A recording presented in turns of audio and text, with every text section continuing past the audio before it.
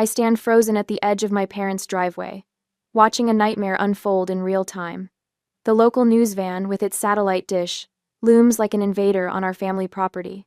The cameraman adjusts his equipment while the reporter, a bottle blonde with a practiced smile, holds a microphone to my younger sister's face. 12 years, Beatrice gushes, her pearl earrings catching the October sunlight. It's a labor of love. 12 years of creating memories for our community. My fingers curl into fists at my sides. 12 years of my labor. 12 years of my designs. 12 years of my money funding what started as a simple yard haunt and grew into the neighborhood's most anticipated Halloween tradition. Anthony tugs at my jacket sleeve. Mom, why is Aunt Beatrice talking about our haunted house like that? I glance down at my 9-year-old son, his earnest face pinched with confusion. Beside him, 7-year-old Lila clutches her sketch pad filled with monster drawings she'd created for this year's display. My children, the true co-creators, relegated to confused spectators. This year will be our biggest yet. Beatrice continues, her voice carrying across the lawn. My vision is to transform the entire property. My vision. My vision. The blood rushes to my face so fast I feel dizzy. Come on, kids. I manage. My voice strangely calm despite the volcano erupting inside me. Let's go inside. The garage door stands open, revealing the organized chaos of Halloween preparations. My detailed blueprints cover a folding table, secured with colored paperweights. Boxes labeled in my handwriting stack nearly to the ceiling. Half-finished props occupy every spare inch the enchanted forest creatures I'd been sculpting during late nights after the children went to bed. When did this become your haunted house, Beatrice? The question slips out the moment my sister sashays through the door, the news crew thankfully gone. My mother appears from the kitchen, dish towel in hand, her mouth already forming a familiar disapproving line. Don't start, Nalani. You know how hard Beatrice works on the publicity. Publicity? The word tastes bitter. You mean taking credit? Beatrice laughs, the same tinkling sound she's perfected since childhood when deflecting something uncomfortable. Oh please, it's just easier for the media to have one spokesperson. Nobody cares who builds what. Nobody except the person who stays up until 3 a.m. designing animatronic woodland creatures. Nobody except the person who spends her design commission checks on specialty fog machines and LED lighting systems. I grab the nearest box filled with moss I'd collected and preserved myself, and begin organizing its contents with trembling hands. My mind flashes to last October, when I'd worked through a fever to finish the cemetery scene. Beatrice had arrived 15 minutes before opening, positioned herself by the entrance, and posed for photographs as families streamed in. The community newspaper the following week. Beatrice Gomez continues beloved Halloween tradition. No mention of me. No acknowledgement of Anthony and Lila, who had spent weekends helping paint tombstones. Mom? Anthony's voice pulls me back to the present. He stands straight, practicing the confident posture we'd worked on at home. Can Lila and I be tour guides this year? We practiced like you showed us. Pride blooms in my chest. They'd rehearsed their spooky narration for weeks, complete with the dramatic pauses I'd taught them. Before I can answer, my mother interjects. Those roles are for Beatrice's children. They're more outgoing. She doesn't even look at Anthony when she says it, busy arranging plastic pumpkins that I'd carved and wired with lights. But Jason and Mia don't even like Halloween, Lila protests, her small voice wavering. They said it's babyish. They're just being modest, my mother dismisses. They'll do beautifully once they're in costume. I watch my children's faces fall, their excitement crumpling like tissue paper in rain. They shuffle toward the door leading to the kitchen, shoulders slumped in identical poses of rejection. We can still help with the props, right? Anthony asks, looking back at me with hope still flickering in his eyes. Of course, I assure him, forcing a smile. I need my best assistance. After they disappear into the house, Beatrice picks up my main blueprint, the centerpiece design for the enchanted forest path, studying it with a critical eye. This arch needs to be taller, she announces, grabbing a pencil to mark changes on my design. And we should replace these mushrooms with something more elegant, maybe crystal formations? My father enters carrying boxes of Halloween candy. Beatrice, the newspaper wants to know if you can do another interview tomorrow. Something about featuring you in their local heroes section. Perfect, she beams, setting my blueprint aside with her unauthorized modifications. I'll wear the green blazer. It photographs well. Fabi. Something shifts inside me as I watch my children through the kitchen window.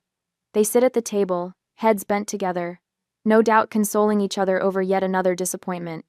How many times have they been pushed aside, their contributions minimized? How often have I allowed it to happen, swallowing my objections in the name of family harmony? I straighten my spine, a decision crystallizing with sudden clarity. Something has to change, and I'm the only one who can change it. The next day, the morning sunlight mocks me through the blinds as I stare at my phone screen, paralyzed. The cup of coffee beside my laptop grows cold, forgotten. Thrilled to announce the Halloween haunted house theme, Enchanted Forest. My vision comes to life in 2 weeks. Beatrice's Facebook post already has 73 likes and a comment section overflowing with praise. My thumb scrolls through responses that make my stomach clench. You're so creative, Beatrice. Can't wait to see what you've dreamed up this year.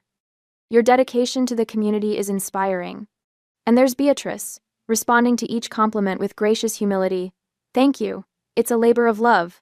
And I'm so excited to share it with everyone. And just wait until you see the Mushroom Grove. The Mushroom Grove, the one I spent 3 weekends crafting from recycled materials, the one Anthony helped paint during afternoons when he could have been playing with friends. A text notification slides down from the top of my screen. Beatrice, I've invited the mayor this year. Make sure everything looks perfect. No, please. No acknowledgement that she's asking for my labor. Just an assumption that I'll make her look good, as always. I set my phone down carefully, as if handling something volatile. On the kitchen table, my checkbook register shows the truth in black and white. $3,200 spent this year alone, on specialty lighting, weatherproof fabrics, and custom foam shapes. My money. My design. My vision.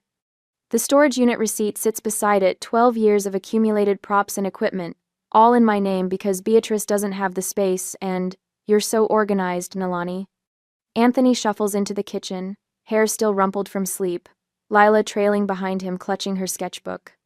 Their presence steadies something inside me that was threatening to shatter. Morning, monsters.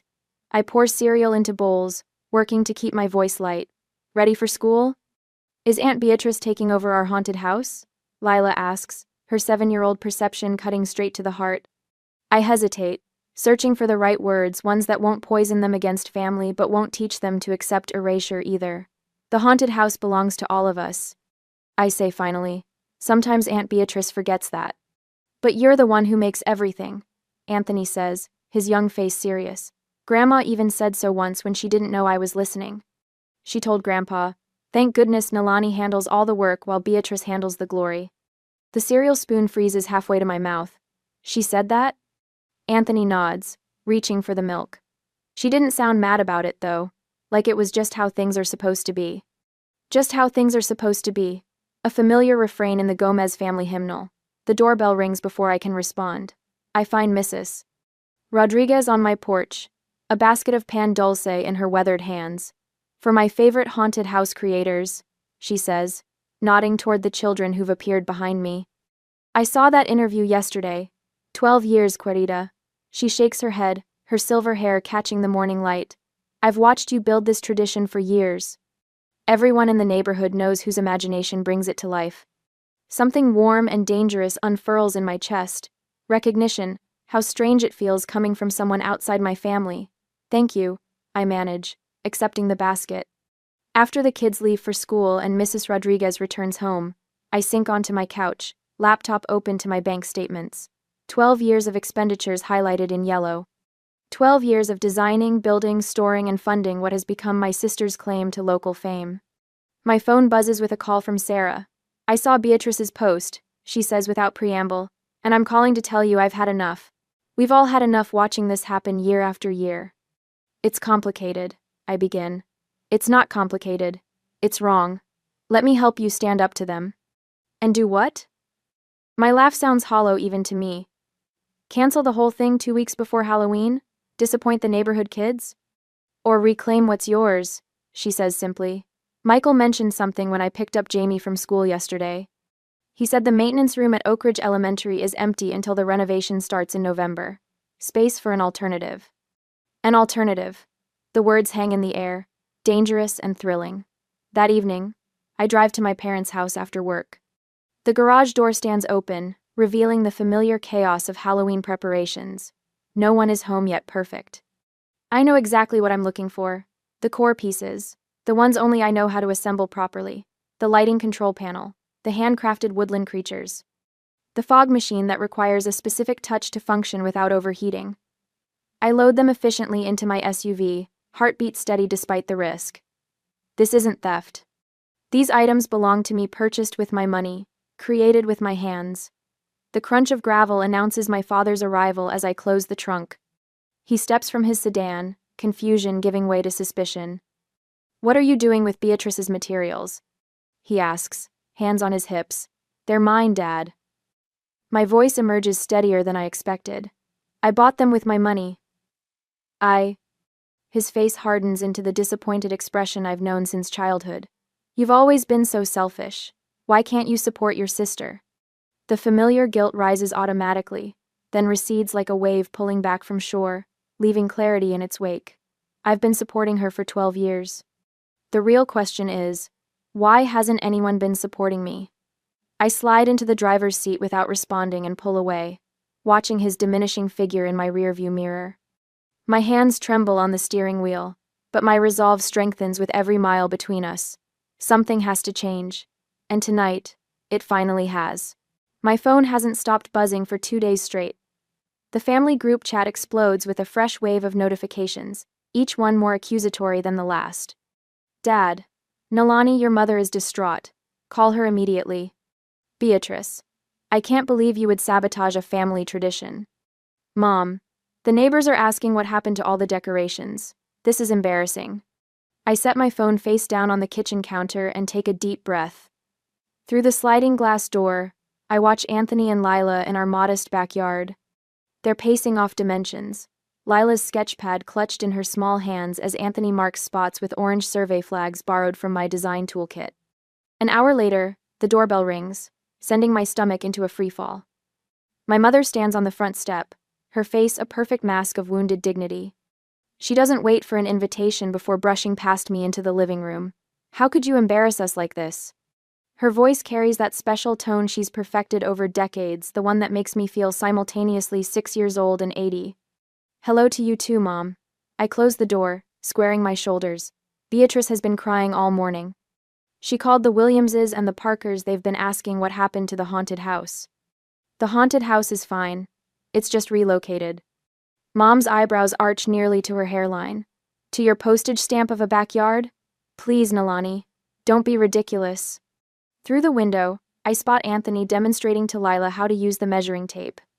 My son's face is alight with purpose, an expression I haven't seen since he tried explaining his Monster Guide script to his grandmother, only to have her dismiss it as saying it wrong.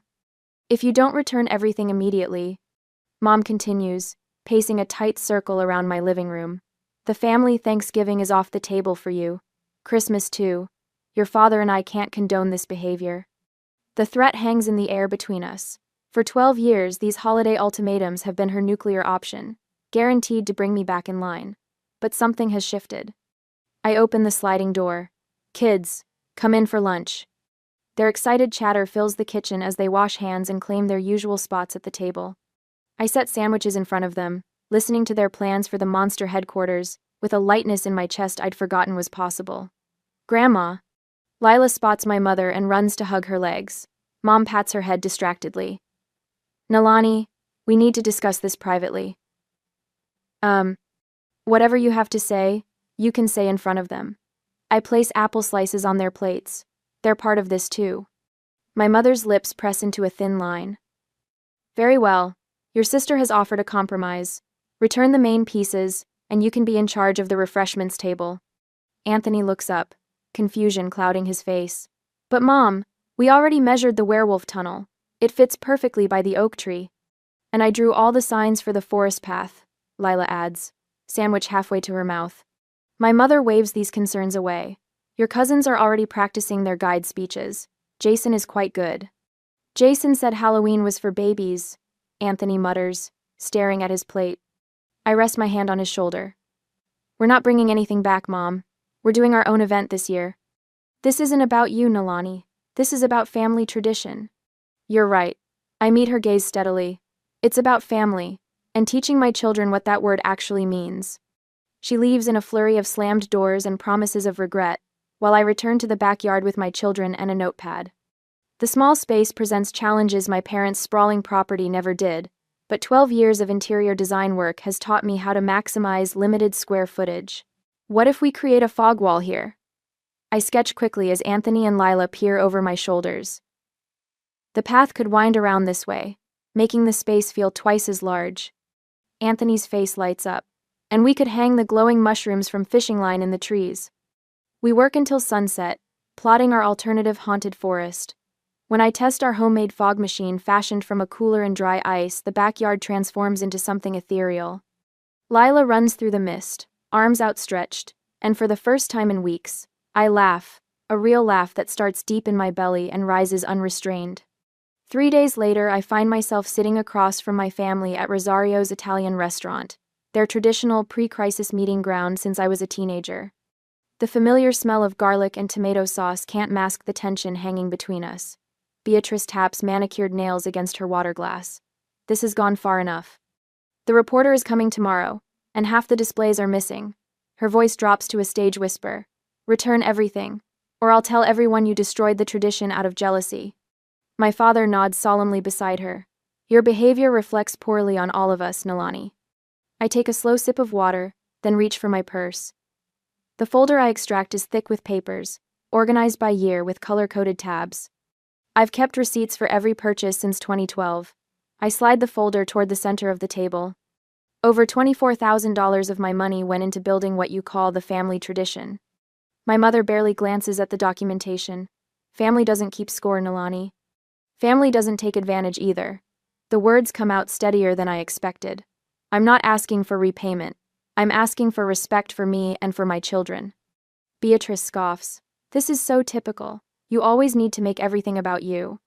No. I've made everything about everyone else for 12 years. That's the problem.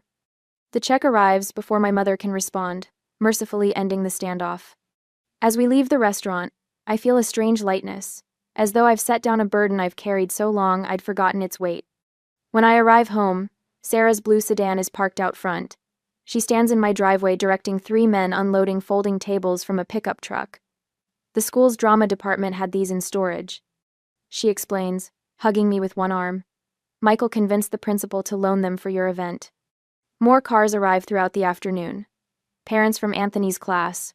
Neighbors I've exchanged nothing more than waves with for years. Mrs. Rodriguez appears with a tray of empanadas for the workers, her arthritis-curved hands still capable of producing perfect crimped edges. I've watched you build this tradition for years, querida, she tells me, patting my cheek. About time you got to be the bruja in charge. By sunset, the transformation is remarkable. Michael has secured permission for guests to park along the side street. Lighting strung through trees creates mysterious shadows. A local garden shop has loaned potted evergreens to enhance the forest atmosphere. My phone rings just as I'm securing the last light strand. Beatrice's name flashes on the screen. The reporter is coming tomorrow and half the displays are missing. Her voice borders on hysteria. What am I supposed to tell them? I watch a volunteer helping Anthony position his werewolf tunnel.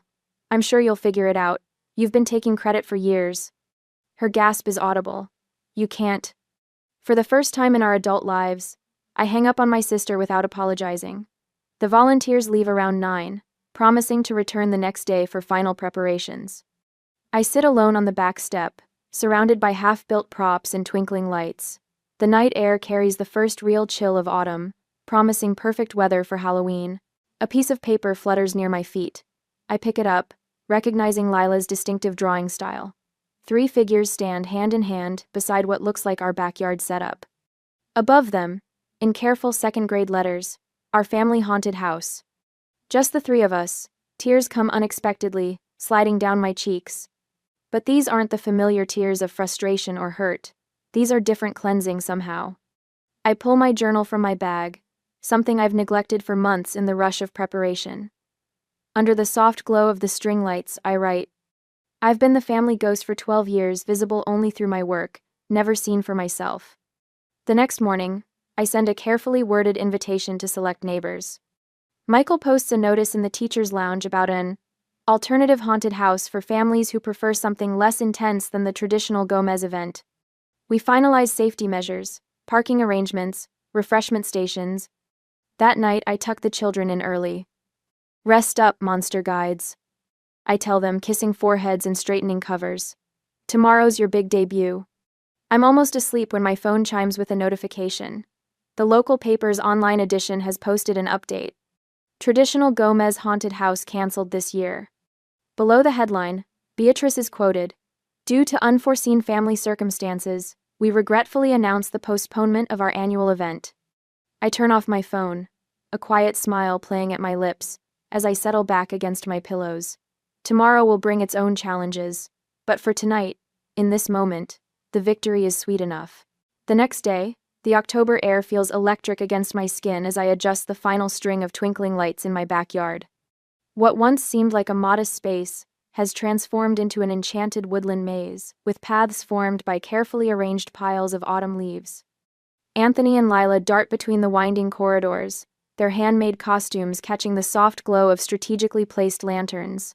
Is my mushroom hat straight? Lila tugs at the spotted cap I'd spent 3 nights crafting after the children were asleep. Perfect. I straighten it slightly, my chest tightening with pride. Remember your line? Lila squares her shoulders, suddenly looking older than her 7 years. Welcome to the enchanted forest.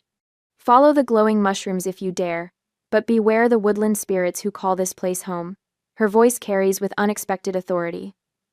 A car door slams out front, followed by another.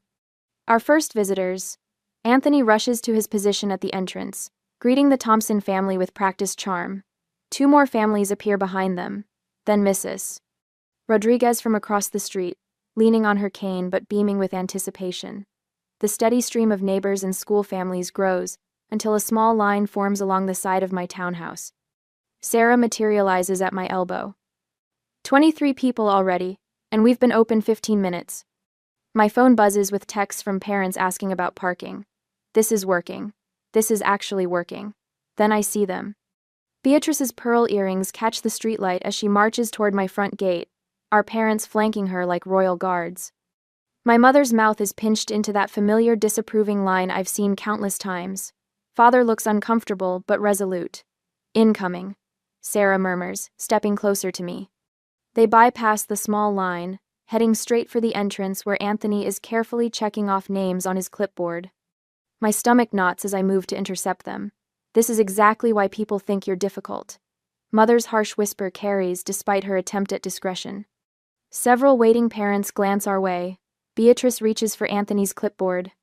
We're here to help manage the crowd. I should greet people properly. The familiar urge to step aside, to accommodate, to keep the peace rises within me. But behind Beatrice, I catch sight of Lila leading her first group through the leaf maze, her voice clear and confident as she points out the details we'd crafted together. My daughter's spine is straight, her gestures animated. Something fierce ignites in my chest. This is our event. The words emerge calmer than I feel. You're welcome to join as guests. Mother's eyes widen. Nalani, be reasonable. I am being reasonable. My voice doesn't waver. The line starts there. Sarah steps smoothly between us. I'll show you where visitors can wait their turn, she offers, gesturing toward the small queue. Beatrice's nostrils flare. After everything we've done for you. Mom, Anthony calls from the entrance. Is it okay if I start my group now? We have 6 people ready. I nod, watching with swelling pride as my son leads his first tour group past our family standoff, his head held high as he explains the story behind the twisted tree we'd constructed from papier-mâché and wire. Beatrice's face darkens. She steps away from the entrance but remains within earshot of the waiting families. Look at these amateur decorations, she announces loudly. You'd think someone with design experience could do better than dollar store props. A few parents exchange uncomfortable glances. Mrs. Rodriguez, who had been waiting for her turn, thumps her cane against the ground and steps forward. I've attended both events for years, she announces, her voice carrying despite her age. This one has always been Nalani's vision. Always. She looks directly at Beatrice. I remember when your sister started this tradition. Where were you then, Nina? Several neighbors nod in agreement. The Perkins family, who've lived on my street for 5 years, murmur their own confirmation. Beatrice's face flames red. She turns abruptly, stalking back toward the street. Father hurries after her while mother lingers, clearly torn between following her favorite and maintaining appearances. Eleanor, Mrs. Rodriguez greets my mother with cool politeness. Your granddaughter is giving a wonderful tour. You should hear her. Rodriguez. Michael, Anthony's teacher, appears from around the corner of the house. Without drawing attention, he begins directing new families away from the lingering tension at the entrance. The school principal arrives moments later with a supportive smile, taking a spot in line as if she doesn't notice the family drama unfolding. 3 mothers from Lila's class form a protective semicircle around the activity area, where children decorate paper lanterns between tours. Their conversation flows naturally, but their positioning is deliberate, a human barrier between my family's chaos and the children's joy. Excuse me. A woman with a notepad approaches. I'm Denise Williams from the community newsletter. I heard there was something special happening here tonight. I open my mouth to respond, but Sarah answers first. You're looking at the creator of both haunted house traditions, Nalani Gomez. She's been designing Halloween experiences for 12 years. The reporter scribbles notes, glancing toward the small crowd now gathering outside to wait their turn. Laughter erupts from somewhere inside the maze as Lila delivers what must be the surprise ending of her tour. My phone buzzes again. Then again. And again. People are sharing your address online, Sarah says, checking her own phone. That Facebook mom group is telling everyone to come here instead. From the street corner, I spot Beatrice engaged in a heated argument with the parking volunteer, a parent who'd offered to help direct traffic. Her arms wave dramatically while father attempts to pull her away. You're choosing her side, Beatrice's voice carries across the yard. Mother approaches the reporter, her smile fixed and professional. This is actually a family tradition that began in Nalani's college apartment 12 years ago, Mrs. Rodriguez interrupts. I remember because my grandson was the first child to ever see it. One bedroom transformed into a haunted forest. She pats my arm. Some visions need time to grow, Verdad?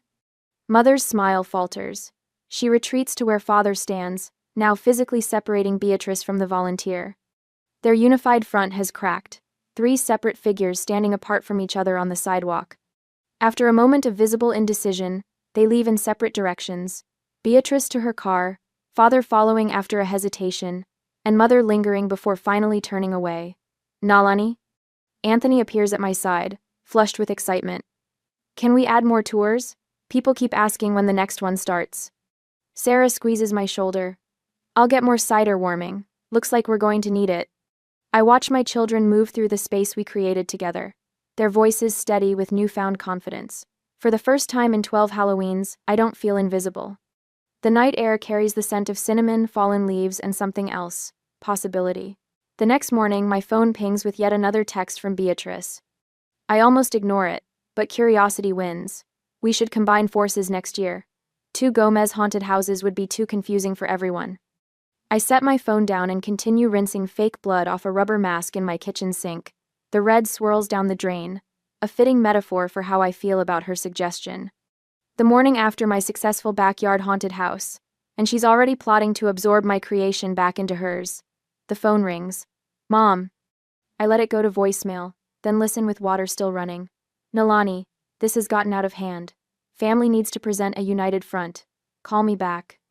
Within the hour, Dad's email arrives with the subject line, Moving Forward. The message contains 2 sentences. We should discuss carrying on the Gomez family tradition properly. Your sister is willing to forgive and forget.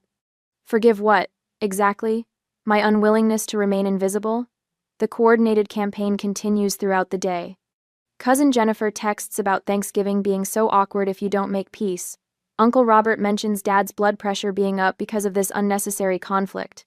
Even Aunt Sophia calls to warn me that Beatrice is telling everyone you stole her concept. The landline rings, only telemarketers and family friends use it. Mrs. Abernathy, Mom's bridge partner. Nalani, I've known you since you were knee-high to a grasshopper. This just isn't like you, causing such a fuss. I thank her for her concern and hang up, hands trembling slightly. The weight of everyone's disappointment presses against my chest. For 12 years, I've been the steady one, the reliable one, the one who never makes waves. Late afternoon finds me in the backyard, stuffing trash bags with fallen leaves and scraps of colored paper. A tattered script page flutters across the grass. I pick it up, recognizing Anthony's careful handwriting, his tour guide notes. Several lines have been crossed out, with corrections written above in different handwriting. Anthony? Can you come here a minute? He emerges from the back door, a chocolate milk mustache framing his wary expression. Did I do something wrong? No, honey. I hold up the script. I'm just wondering about these changes. His eyes drop to his sneakers. Grandma said I was saying it wrong. When did she say that? Last weekend, when you were getting supplies. She came over to practice with us. I hadn't known she'd been to our house. The realization that she'd corrected my children behind my back sends hot anger surging through me. Was she mean about it? Anthony shrugs. Not really. She just said people wouldn't understand me the way I was saying it. He looks up suddenly. But lots of people told me I did a good job last night. You did. I pull him into a hug. You were perfect. Later, after the kids are asleep, I scroll through photos from the event. The images show Anthony gesturing dramatically toward a papier-mâché tree, while a cluster of children listen, wide-eyed. Lila stands on a small platform, her witch hat slightly askew, explaining the magic potions to a group of parents. Their faces glow with pride and confidence. One photo stops me cold. Mrs. Rodriguez speaking with another elderly neighbor, pointing toward the children. I remember her words now. First time I've seen your kids take center stage. About time someone recognized their talents. My finger hovers over Beatrice's lunch invitation text. For a moment I consider accepting, finding a compromise for the children's sake. But these photos tell me what's truly for their sake. I text back a single word. When? 2 days later, I slide into a booth at Corelli's, the neutral territory of a restaurant neither of us frequent. Beatrice and Mom are already there, Dad arriving seconds after me. They've chosen seats on one side, leaving me alone on the other. The battle lines couldn't be clearer. I ordered appetizers for the table. Beatrice announces before I've even settled. I was thinking we could display the main haunted house at Mom and Dad's like always, but maybe do a smaller kids' activity area in your backyard. You've always been good with the simple stuff. NSA. I sip my water, letting her continue outlining next year's expanded vision. Mom nods approvingly. Dad studies his menu with unusual concentration. When the calamari arrives, I wait for Beatrice to serve herself first, then Mom, then Dad. Old habits. I won't be participating in the family event anymore, I say quietly, setting down my fork without taking a bite. Their heads snap up in unison. Before they can respond, I pull a folder from my bag and slide it across the table. Here are the expenses I've covered over 12 years. Here's the visitor count from both events last weekend. Here's what the community had to say about each. Nalini, nobody cares about paperwork. Mom dismisses with a wave. I care. My voice remains steady. Our backyard event will continue as its own tradition. You can't just... Beatrice starts, but I cut her off. I already have. That Sunday, the local paper features both Halloween events. The headline reads, Halloween Magic ×2 in Ridgefield. There's Anthony, quoted about his spooky forest friends, and Lila explaining how she designed the fairy mushroom path herself. The article describes our event's warm, family atmosphere and acknowledges my 12 years of creative contribution to the community's Halloween traditions. I fold the newspaper carefully, planning to frame it. This attention will fade, Mom says when I decline Sunday dinner. People will forget by next year. I tuck the phone against my shoulder while stirring spaghetti sauce. That doesn't matter anymore. Then what does? Her exasperation leaks through the line. I realize something important, I say. I was teaching my children that their worth depends on others' approval. That's ridiculous. We've always supported. They deserve better. I lower the heat under the bubbling sauce. I deserve better. For the first time in my adult life, I end a call with my mother without waiting for her permission. 2 weeks later, an email notification appears on my phone. From the Community Center Director, subject line, Halloween Event Partnership Proposal. The preview text reads, We'd like to discuss the possibility of your leading a community-sponsored haunted house next year. My finger hovers over reply, a smile spreading across my face. I squint against October sunlight, flooding the community center parking lot. A year has passed, but the transformation feels like a lifetime. Mrs. Gomez, Where should we hang these lanterns? A teenage volunteer holds up glowing mushroom-shaped lights, their wire frames wrapped in translucent paper. Follow Anthony's map, I say, nodding toward my son. At 9 years old, Anthony had been hesitant and apologetic. Now 10, he stands tall beside a folding table, confidently pointing to marked locations on his hand-drawn blueprint. These go along the willow path. He explains to a cluster of volunteers. Make sure they're at different heights for the right effect. Nearby, Lila directs a group of younger children sorting small pumpkins into categories: painting stations, carving tables, and display-only arrangements. Her voice carries with surprising authority for an 8-year-old. The tiny ones go here, she instructs, tapping a box labeled in her careful handwriting. Those are for the fairy gardens. Warmth spreads through my chest watching them. No hunched shoulders, no apologetic glances, no waiting for permission. Sarah appears beside me, clipboard in hand. Channel 8 just pulled in, she says, nodding toward the news van. Reporter wants 5 minutes with the organizer. Last year, those words would have twisted my stomach into knots. Tell them I'll meet them by the entrance arch in 10 minutes, I reply. And make sure the parent committee is there too. The community center director passes by, giving me a thumbs up. Expecting record attendance this year, he says. Your design team knocked it out of the park. My design team. 5 local parents who followed my sketches and contributed their own ideas. People who sign their names to their work and acknowledge others.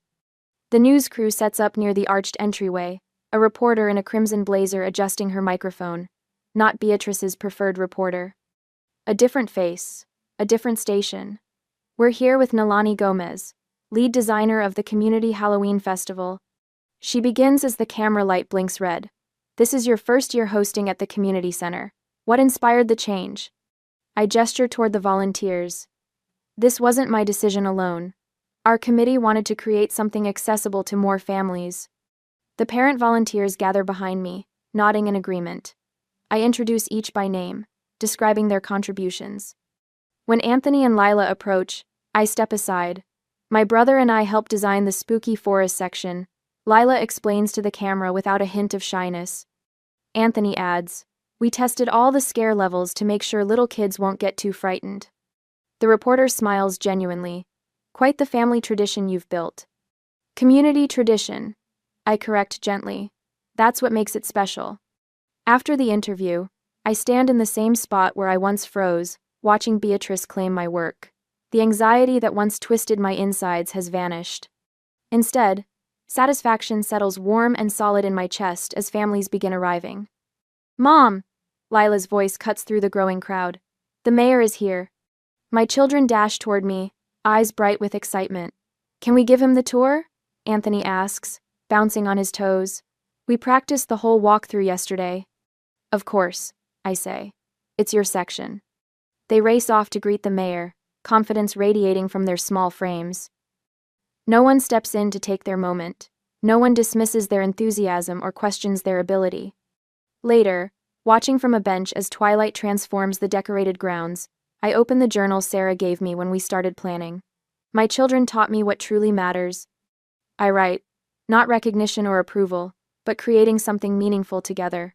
The validation I spent years seeking from family never filled the emptiness. It came from within when I finally stood my ground. A young mother approaches hesitantly, clipboard clutched against her chest. Mrs. Gomez, could I ask your advice? My sister-in-law keeps taking credit for the fundraisers I organize for my daughter's school. Recognition flashes between us, that familiar tension of wanting to keep peace while slowly disappearing. Document everything, I tell her, moving over so she can sit. Save receipts. Take photos of yourself working. And most importantly, I pause, making sure she understands the weight of what comes next.